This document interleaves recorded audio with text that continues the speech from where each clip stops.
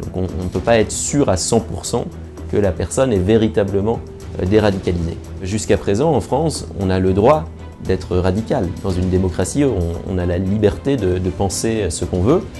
Simplement, il ne faut pas que cette radicalité enfreigne la loi et en particulier conduise à la violence.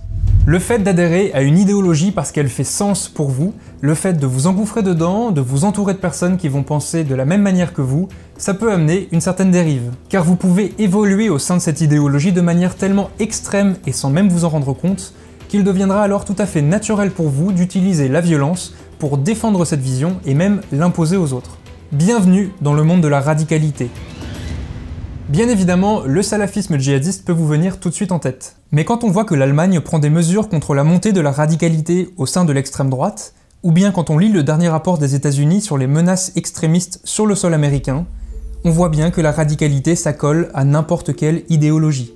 Aux États-Unis, ils craignent qu'une personne du mouvement antispéciste en vienne un jour à assassiner un éleveur ou bien un boucher, et de la même manière, ils craignent qu'une personne du mouvement anti-avortement s'en prenne à la vie du corps médical qui réalise cet avortement. Donc face à de tels agissements, comprendre la radicalisation, c'est à la fois passionnant et dramatique. C'est passionnant parce que pour comprendre un tel phénomène, il faut réellement accepter que c'est complexe et comprendre que c'est une imbrication d'une multitude de facteurs. Il faut déjà connaître la trajectoire sociale de la personne, savoir d'où elle vient, ce qu'elle a vécu et savoir si elle est entourée socialement. Il faut analyser plein de facteurs, religieux, politiques, sociologiques, psychologiques et juridiques. Il faut aussi connaître l'histoire parce que certains passages historiques sont des réelles sources d'inspiration pour ces personnes-là. Il faut aussi comprendre leurs peurs les plus enfouies et qui sont souvent inavouées. Et il faut aussi comprendre comment est-ce que ces personnes-là s'informent et donc connaître aussi les mécanismes de partage de l'information sur les réseaux sociaux. Mais c'est dramatique parce que ces parcours peuvent mener à des tragédies et les passages à l'acte sont lourds de conséquences. Les chemins de la radicalité semblent si tortueux qu'il paraît presque impossible de s'en extraire une fois qu'on est engouffré dedans. Mais est-ce que c'est vrai? Ce que je vous propose dans cette vidéo, c'est de s'intéresser à la radicalisation, mais du point de vue de la France qui cherche à protéger la population des violences qui peuvent accompagner certaines radicalités en freinant les passages à l'acte et en limitant la récidive. Donc pour cette vidéo, on va s'intéresser seulement à la radicalisation djihadiste en analysant les programmes qui sont mis en place et surtout en voyant pourquoi c'est aussi compliqué à établir.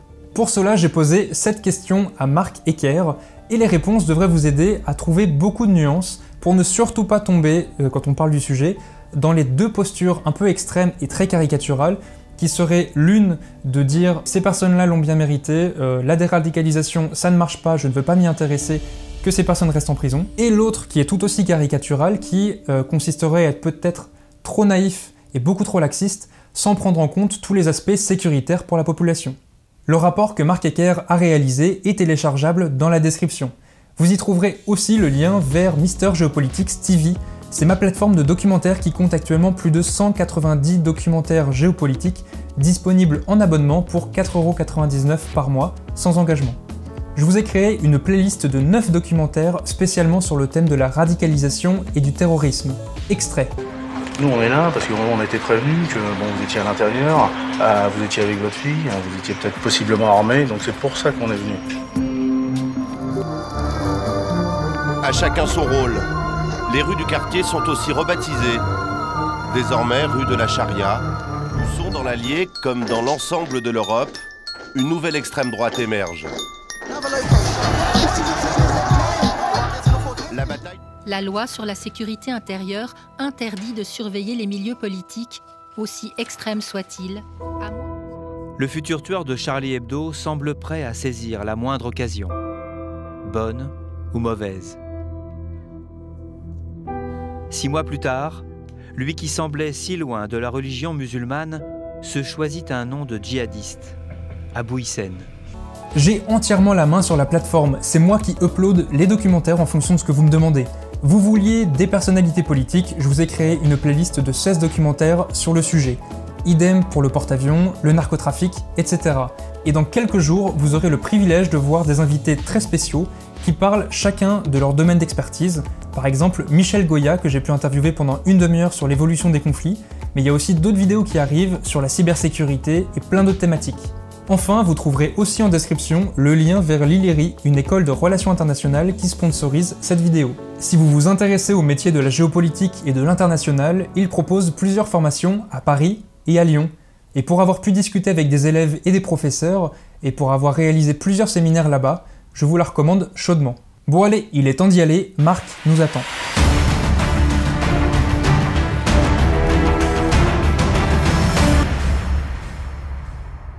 Bonjour, donc je m'appelle Marc Ecker, je suis chercheur à l'Institut français des relations internationales, l'IFRI à Paris. Je travaille essentiellement sur le terrorisme depuis une quinzaine d'années. Par ailleurs, je m'occupe aussi de la revue Politique étrangère, dont je suis co-rédacteur en chef. Alors la radicalisation, c'est un terme compliqué qui est contesté. Il y a généralement une définition qui est mise en avant, qui est celle d'un sociologue qui s'appelle Farhad Khosrow-Khavar et qui explique que la radicalisation, c'est un processus, donc c'est quelque chose qui se déroule sur la durée, généralement, une durée plus ou moins longue selon les cas, un processus par lequel une personne ou un groupe en vient à soutenir ou à pratiquer la violence.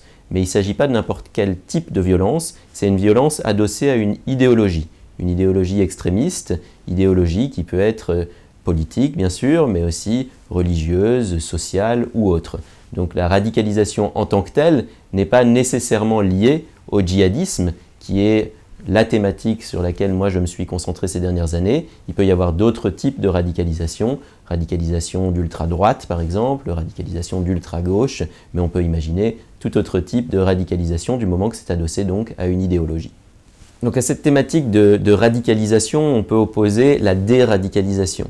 La déradicalisation, c'est un terme qui est aujourd'hui un peu passé de mode, mais que j'emploie, et notamment que j'emploie dans le sous-titre de ce rapport « Djihadiste un jour, djihadiste toujours », point d'interrogation, un programme de déradicalisation vu de l'intérieur. Si je l'ai employé, c'est parce que ça parle quand même plus au grand public que le terme désengagement que je vais expliquer dans quelques instants. La déradicalisation, ça part d'une idée simple, c'est que les gens un certain nombre de personnes se radicalisent, c'est-à-dire qu'il y a ce processus qui les conduit lentement ou pas lentement, selon les cas, vers la violence, et donc il serait possible en quelque sorte d'inverser le processus et de déradicaliser des personnes qui sont déjà radicalisées, quel que soit leur stade. Si c'est de la radicalisation qui est déjà bien avancée, ce sera évidemment plus difficile que si on est au début du stade de la radicalisation, mais l'idée c'est vraiment ça, c'est qu'il serait possible de revenir en arrière en quelque sorte, de détricoter l'idéologie violente. Maintenant, ce terme est quelque peu tombé en désuétude ces dernières années parce qu'on s'est rendu compte que c'est très difficile de vérifier ce qui se passe dans la tête d'individus. Et on en parlera, mais il y a toute la problématique de la dissimulation qui peut entrer en jeu et en ligne de compte. Du coup, un autre terme est maintenant privilégié qui est le terme de désengagement. Le désengagement, c'est quelque chose qui se matérialise beaucoup plus facilement que la déradicalisation. C'est-à-dire que le désengagement, c'est le fait de sortir d'un groupe violent, le fait de, entre guillemets, revenir dans le droit chemin et de respecter la loi, en fait. Donc, si vous voulez, si une personne se met à respecter durablement la loi, à ne plus avoir de contact avec des personnes qui sont des personnes avec qui elle avait des contacts auparavant, donc des personnes radicalisées, éventuellement violentes, on peut dire que cette personne est en voie de désengagement. Sur la radicalisation, c'est plus difficile, et il y a notamment un intervenant que je cite dans ce rapport, un rapport qui est en ligne sur le site de l'IFRI et que tout un chacun peut aller voir, un intervenant qui me dit on peut avoir des signes de déradicalisation, on peut avoir des intuitions plus ou moins confirmées, mais on ne peut pas perquisitionner un cerveau. Donc on ne peut pas être sûr à 100% que la personne est véritablement déradicalisée. Par ailleurs, j'ajoute un point qui est une subtilité importante, qui est que jusqu'à présent en France, on a le droit d'être radical. Dans une démocratie, on a la liberté de penser ce qu'on veut.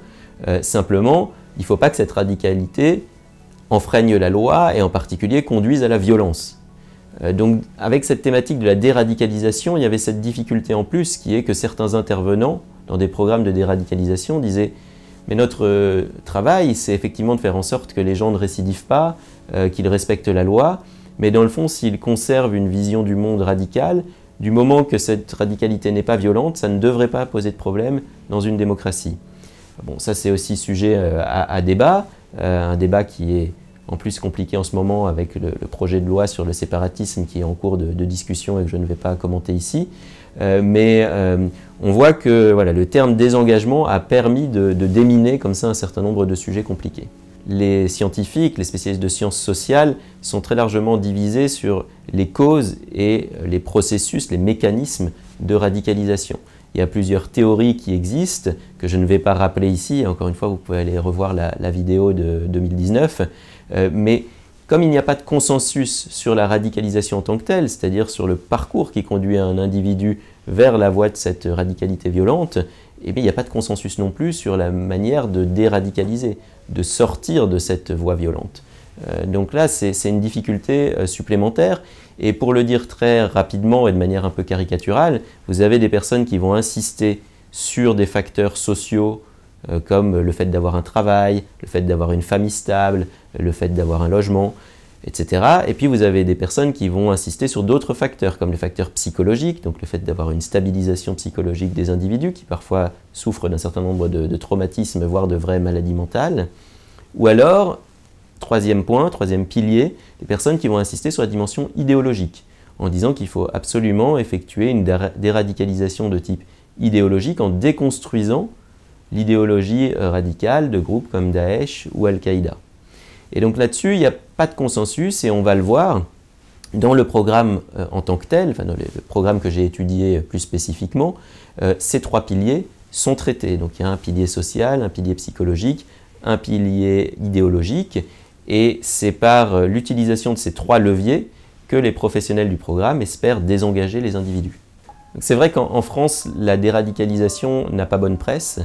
Et je vais expliquer pourquoi, mais d'abord il faut parler aussi des autres pays parce que la France est rentrée relativement tardivement dans ce domaine. C'est véritablement vers 2013-2014 quand il y a eu un problème avec les filières syriennes, donc ces centaines de Français qui partaient vers la Syrie pour rejoindre soit ce qui allait devenir Daesh, soit Al-Qaïda, que la France a vraiment commencé à s'intéresser à la prévention de la radicalisation et à la déradicalisation.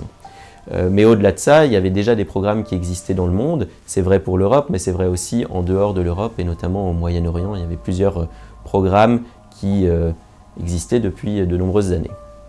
Il y a un scepticisme qui existe déjà au niveau global qui peut provenir d'acteurs sécuritaires qui tout simplement ne croient pas à l'idée de la déradicalisation. C'est-à-dire qu'ils pensent qu'on a affaire à des ennemis dont l'idéologie est profondément ancrée et qui sont entre guillemets irrécupérables. Ça, c'est pas une vision qui est consensuelle, mais on la retrouve relativement fréquemment au sein d'acteurs comme la police, les armées, les services de renseignement, qui ont une approche plus de surveillance des individus. Et tout le point, je le démontrerai après, c'est qu'en fait, il ne faut pas nécessairement opposer ces approches-là, c'est-à-dire qu'elles ont plutôt vocation à travailler ensemble plutôt qu'à être opposées, ou en tout cas, il s'agit de les faire travailler à minima en parallèle, quoi. Donc ça, ce scepticisme, il existe, mais il est vrai qu'il n'a pas empêché d'autres acteurs, d'autres champs, donc notamment du champ social, du champ de la psychologie ou de la psychiatrie, du champ religieux ou politico-religieux, d'essayer quand même de monter des programmes de déradicalisation qui ont produit des résultats contrastés. Et ça, c'est toute une difficulté qui explique aussi le scepticisme, qui est qu'il est extrêmement difficile de mesurer l'efficacité de ces programmes. On y reviendra, mais il y a des problèmes multiples qui se posent, notamment souvent le manque de recul, le manque d'accès aux données. Souvent, ce sont les mêmes personnes qui font les programmes et qui ensuite les évaluent. Et puis, il y a un autre problème qui est qu'il n'y a pas de groupe de contrôle. Il n'y a pas de groupe témoin. Ça veut dire qu'on ne peut pas voir les mêmes individus qui, d'un côté, participeraient au programme, de l'autre, ne participeraient pas au programme, et on pourrait du coup comparer, comme on le fait un peu dans le domaine médical, en administrant des placebos à certaines personnes et des médicaments à d'autres. Ça ne se pratique pas dans ce domaine-là, et donc même si on voit que certains programmes produisent des résultats, il est impossible de démontrer scientifiquement que les individus en question ne se seraient pas désengagés ou déradicalisés tout seuls s'ils n'avaient pas suivi le programme. Donc ça a créé un scepticisme un peu général, si vous voulez. Maintenant, ce qu'il faut voir, c'est qu'en France, il y a un autre aspect qui rajoute à ce scepticisme, qui est que, comme je l'ai dit, la France s'est mise tardivement sur ces questions. et que les premières expériences ont été caractérisées par un certain nombre de dérives. Notamment, il y en a dans la bibliothèque, je ne sais pas où, un ouvrage qui s'appelle, je crois, Cellules de déradicalisation, la désillusion, ou quelque chose comme ça, qui décrit une des premières expériences françaises, qui en fait s'est terminée devant les tribunaux pour détournement de fonds publics. C'est-à-dire que c'est un programme qui était soutenu par les autorités publiques, qui était réalisé par un prestataire, mais en fait, le point essentiel de cet ouvrage, c'est de dire qu'il y avait beaucoup de communication, mais très peu de personnes prises en charge. Par ailleurs, il y a eu d'autres dérives que je ne vais pas détailler, mais une critique générale qui est souvent reprochée à ces programmes-là, c'est soit de beaucoup communiquer et de peu faire, soit de faire mais dans l'ombre, sans transparence et avec des résultats peu tangibles, et puis très souvent en touchant beaucoup d'argent public pour mettre en œuvre ces programmes-là, avec une expression qui s'est répandue au fil des années, qui est le business de la déradicalisation. Et là encore, mon étude, qui parle de programmes plus récents sur lesquels je vais revenir, permet de nuancer très largement cette idée du business de la déradicalisation, parce qu'on voit que les prestataires qui ont mis en œuvre les derniers programmes étaient loin de faire des bénéfices, et ils n'ont pas l'objectif d'ailleurs de faire des bénéfices. Ce sont des associations qui essayent au moins d'être à l'équilibre, et le dernier programme en fait était plutôt déficitaire sur les premiers mois. Donc voilà pour la mauvaise presse de ces programmes, et moi ce que j'ai voulu faire, c'est ouvrir la boîte noire des engagements et de la déradicalisation pour voir précisément ce qui se passe dans ces programmes-là et essayer d'en évaluer les résultats, même si c'est très difficile. Je me suis focalisé dans cette étude sur un programme actuellement en cours en France qui s'appelle le programme PAIR, ce qui veut dire Programme d'accompagnement individualisé et de réaffiliation sociale. Ce programme existe depuis 2018 et il a pris la suite d'un autre programme qui s'appelait RIVE, pour Recherche et Intervention sur les violences extrêmes. Alors ces programmes, donc RIVE de 2016 à 2018, puis PAIR à partir de 2018 et qui est encore en cours, ont une spécificité. C'est qu'ils sont destinés à des personnes placées sous main de justice, c'est-à-dire des personnes qui ont encore affaire à la justice, des personnes qui sont orientées vers ce programme pour des questions de radicalisation, on l'a bien compris, et des personnes qui sont souvent sorties de prison, parce que la plupart des individus qui suivent le programme PAIR sont ce qu'on appelle en post-sententiel, c'est-à-dire après leur procès. Mais il y a aussi une petite partie d'individus qui sont en pré-sententiel, c'est-à-dire qui sont orientés vers le programme avant leur procès. Ça, c'est une minorité. Ce qu'il faut voir, c'est que la plupart de ces personnes sont contraintes de suivre le programme, c'est-à-dire que c'est une mesure judiciaire, même si là encore, il y a une minorité de volontaires. Ce qu'il faut voir, c'est qu'un des reproches qui avait été fait au dispositif qui avait été très critiqué par le passé, c'était, pour certains d'entre eux, d'être basé uniquement sur la pratique du volontariat, ce qui faisait que quand les personnes en avaient marre et qu'elles voulaient arrêter, elles partaient et puis la prise en charge s'arrêtait immédiatement. Donc il y avait un vrai problème de suivi. Là, avec ces mesures judiciaires, il n'y a pas ce problème de suivi, c'est-à-dire que si les personnes interrompent le programme, en pratique, elles risquent d'être envoyées en prison. C'est bien une mesure judiciaire avec un contrôle qui est fait par l'institution judiciaire du respect de cette mesure. Ce sont deux programmes, donc RIVE et PAIR, qui ont pour point commun d'être en milieu ouvert. Milieu ouvert, ça s'oppose au milieu fermé, ça veut dire qu'on n'est pas en prison. Et comme je le disais, la plupart des individus sont sortis de prison, ils ont purgé leur peine ou l'essentiel de leur peine et se retrouvent donc à l'extérieur. Ils ont été libérés. Ce qu'il faut dire d'emblée aussi, parce que c'est souvent une critique qui peut être faite à ces programmes-là, c'est qu'il semble dangereux pour un certain nombre de personnes de libérer des individus et de les mettre dans un programme de déradicalisation. C'est souvent une critique qui est faite, c'est que c'est bien naïf. Sauf qu'en pratique, étant donné le droit aujourd'hui, et nous sommes dans un état de droit en France, on ne peut pas maintenir des individus en prison après leur peine. Donc ce seraient des individus qui seraient de toute façon, ce sont des individus qui seraient de toute façon libérés, qui seraient à l'extérieur, qui seraient en milieu ouvert, mais là on les oriente vers le programme, donc ça permet d'avoir, si vous voulez, un niveau d'accompagnement supplémentaire, et peut-être même un niveau de surveillance supplémentaire, même si le but du programme n'est pas de surveiller les individus, on l'a compris, mais de les réinsérer dans la société. Et puis ce que je n'ai pas dit, mais évidemment c'est la clé, c'est le profil des personnes qui suivent ce programme. Ce sont pour l'essentiel ce qu'on appelle des TIS. TIS, c'est un acronyme de l'administration pénitentiaire qui veut dire terrorisme islamiste. Donc ce sont des personnes qui ont été pour l'essentiel condamnées dans des affaires en lien avec le terrorisme djihadiste. Vous avez quand même une minorité d'individus qui n'entrent pas dans cette catégorie TIS. Ils sont dans une autre catégorie qui s'appelle les DCSR, droits communs suspectés de radicalisation. Là, ce sont des personnes qui sont rentrées en prison pour d'autres faits, par exemple des vols, des violences, de la délinquance, peu importe, pour d'autres faits que le terrorisme, et qui ont été identifiés comme radicalisés par l'administration pénitentiaire. Et donc à la sortie de prison, à la fin de leur peine, ces personnes-là sont aussi orientées vers le programme pour tenter d'éviter un passage à l'acte. Alors en pratique, quand les personnes sont orientées vers le programme, elles sont prises en charge, accompagnées par des professionnels. La prise en charge varie selon une évaluation qui est faite de ces individus et de leur degré de radicalisation. Donc il y a des personnes qui sont évaluées comme plutôt faisant partie du bas de spectre, d'autres allant plus vers le haut du spectre, même si jusqu'à présent il n'y a pas de très haut de spectre qui ait été orienté vers le programme PAIR. Et l'accompagnement en fonction du niveau de radicalisation peut osciller entre 3 heures pour les niveaux les plus bas et 20 heures par semaine pour les niveaux les plus élevés. 20 heures par semaine, c'est très conséquent, c'est un accompagnement important qui fait que les personnes sont vraiment vues de manière extrêmement régulière, quotidienne, et ce, sur plusieurs mois, voire parfois plus d'1 an. Et avec le recul, quand le programme sera plus ancien, il y aura sans doute des personnes qui auront suivi le programme pendant 2 ans, peut-être même 3 ans. Ça dépend évidemment des mesures judiciaires qui sont prises. Qu'est-ce qui se passe dans le programme? Ça, c'est un point important. Donc, il y a en pratique 3 piliers. Il y a un pilier social avec un accompagnement des individus dans leur démarche de réinsertion. Démarche pour retrouver un logement, pour retrouver un emploi, pour éventuellement se former.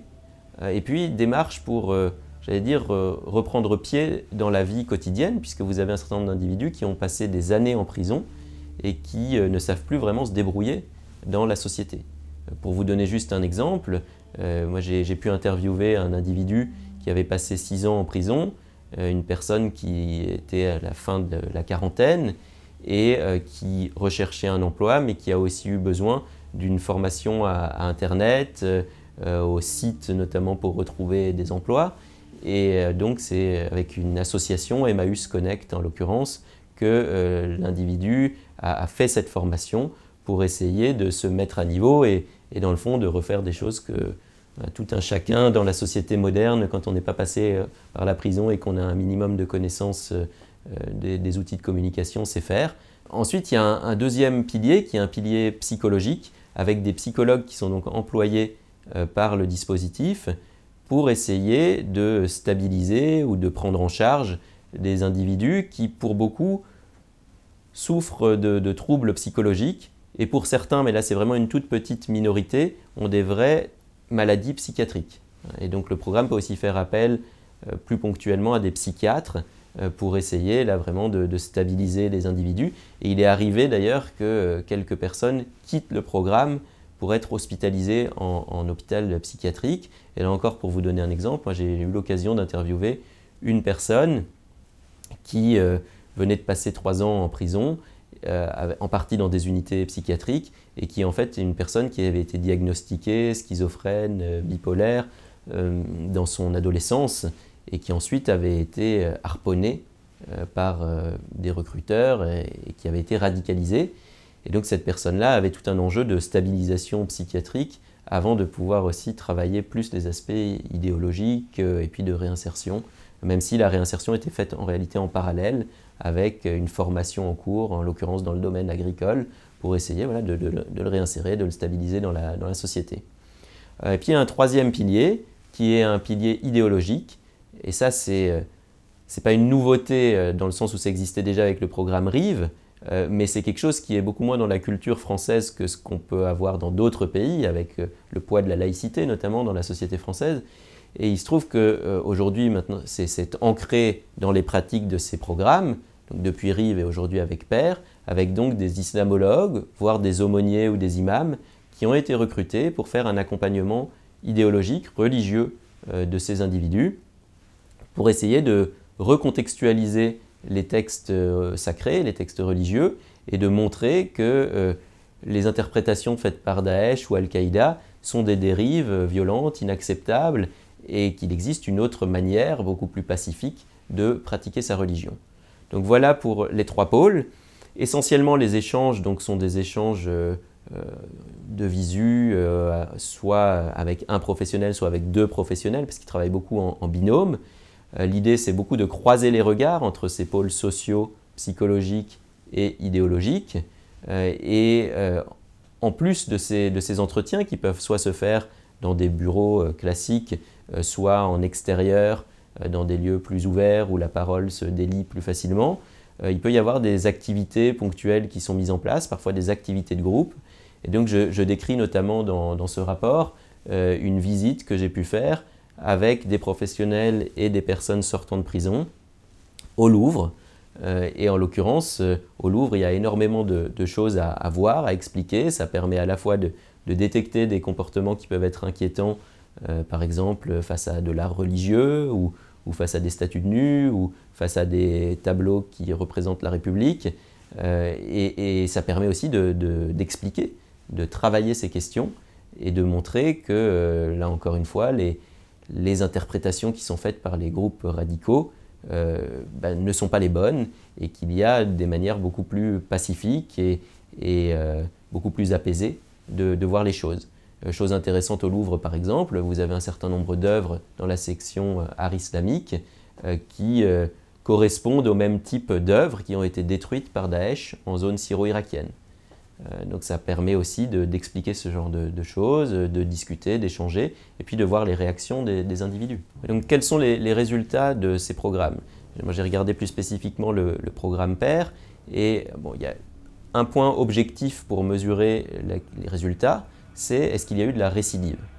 Et en matière de terrorisme, là on a un résultat intéressant avec le programme PAIR, qui est que sur les 64 individus en post-sententiel, donc après leur procès et souvent après une période de prison, plus ou moins longue, pris en charge par le programme, il n'y a aucun cas de récidive terroriste. Ça veut dire qu'il n'y a pas eu de nouvelles infractions à caractère terroriste provenant de ces individus-là.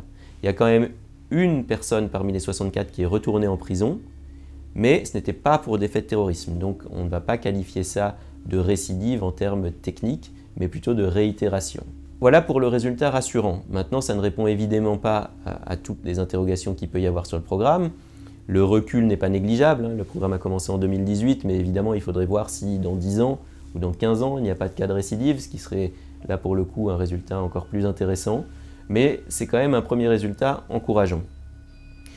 Il y a un autre aspect qui était quand même plus inquiétant, c'est pour le coup le nombre de personnes de l'autre catégorie, donc les droits communs suspectés de radicalisation, qui sont retournés en prison. Dans quasiment tous les cas, ceux qui sont retournés en prison ne sont pas retournés pour des faits liés à la radicalisation ou au terrorisme. Donc ça, c'est plutôt une bonne nouvelle, mais on voit quand même qu'il doit y avoir à peu près entre un quart et un tiers des droits communs suspectés de radicalisation, qui représentent une minorité des personnes prises en charge dans le programme, qui sont retournées en prison, et souvent pour des faits donc, liés à la délinquance. Ça peut être des trafics, de l'usage de stupéfiants, des vols ou autres. Et donc là, ce qu'on voit, c'est que ces personnes qui, pour beaucoup, étaient déjà des multirécidivistes avant de rentrer en prison et avant de rentrer dans le programme, ont beaucoup de difficultés à se stabiliser et à être stabilisés par des professionnels. Donc ça, c'est un bémol important. Ceci étant, on voit que, comme je le disais, les cas de passage à l'acte liés à la radicalisation, pour le coup, sont très minoritaires parmi cette population qui elle-même est minoritaire. Donc globalement, moi, la manière dont je qualifie ces résultats, c'est que c'est encourageant, mais évidemment, il ne faut pas crier victoire trop tôt, parce qu'on voit vraiment que c'est un travail de fourmi, un travail compliqué. Les professionnels eux-mêmes sont assez mal à l'aise quand on leur demande est-ce que ça marche ou pas. En général, ils sont prudents, c'est-à-dire qu'ils sont capables de mettre en avant un certain nombre de success stories, de personnes qui sont vraiment sorties de la radicalisation, mais ils voient aussi qu'il y a des individus qui restent extrêmement tangents, extrêmement fragiles. Et d'ailleurs, moi, ce facteur de fragilité m'a frappé, c'est-à-dire que j'ai trouvé qu'il y avait beaucoup d'individus qui multipliaient les facteurs de risque sociaux, psychologiques idéologiques, etc. Et voilà, on sentait vraiment cette grande fragilité et du coup cette capacité parfois à faire des progrès dans le sens d'une réinsertion, mais parfois aussi à revenir en arrière de manière assez brutale. Et ça, c'est un autre point intéressant, c'est que le désengagement ou la déradicalisation, ce n'est pas nécessairement un processus linéaire. Parfois, il y a des progrès, mais parfois aussi, il y a des reculs. Et les professionnels essayent de mesurer en permanence l'évolution des individus, mais ils restent très modestes et prudents dans leurs évaluations.